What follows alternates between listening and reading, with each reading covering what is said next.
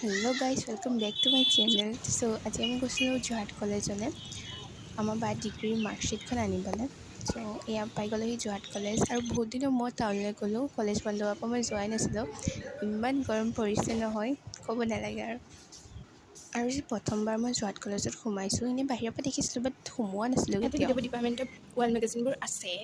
তাতে মই দেখিলোঁ ইয়াত ইকনমিক্সৰ, আমাৰ বাৰ মেজৰ ইকনমিক্স আছিলে ডিগ্ৰীত, তো সেইবাবে বাৰ ফটো আমি বিচাৰি আহিলোঁ, কিন্তু ইয়াত নেদেখিলোঁ।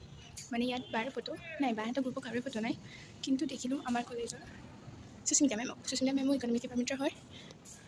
বাকী ইয়াত ইংলিছ ডিপাৰ্টমেণ্টৰ চিনি পোৱা নাই মই কাকো, ডিপাৰ্টমেণ্ট অফ এডুকেশ্যন আৰু ইয়াত হিষ্ট্ৰী।